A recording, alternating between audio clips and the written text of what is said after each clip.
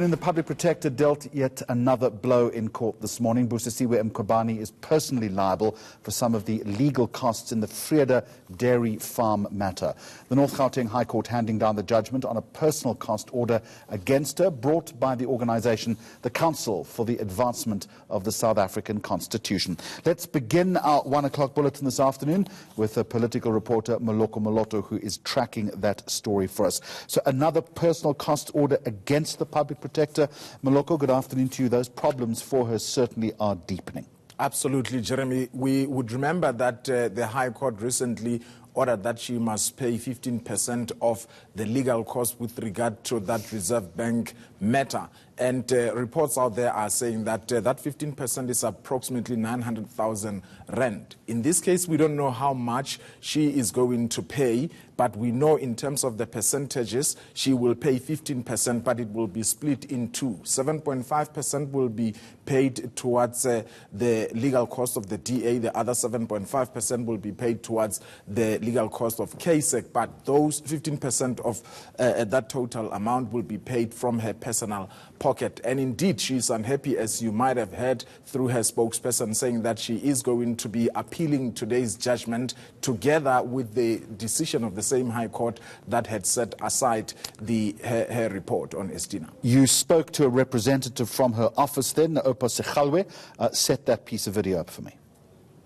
Well, Busisiwe was essentially responding to the judgment, saying the public protector is disappointed with the judgment. Remember, her argument, even in court, was that Section 5, subsection 3 of the Public Protector Act essentially gives her immunity from these personal cost orders. But the court argued that that immunity is not limitless. If you act in bad faith, and the court believes she did, you will be bearing those personal cost orders. But let's listen to Busisiwe here. She believes that it goes against the spirit of Section 5, subsection 3 of the Public Protector Act, which insulate the public protector from liability, where she has conducted her work in good faith. And she believes that she has done this particular investigation in good faith. You will recall that this particular investigation relating to Estina was completed in 2015. That's a year before Advocate Mkhwebane came into office. And at the time, there was even a provisional report. If you study that provisional report, which the Public Protector has since published on her office website, you will see that there were no findings in that particular provisional report, which was prepared a year before she came into office. There were no findings against any politician. There was even a draft remedial action which says that the Premier of the province should discipline officials who were involved in wrongdoing there. So for people to suggest then that her findings were influenced by things other than evidence is mind-boggling. But be that as it may, the public protector will challenge this.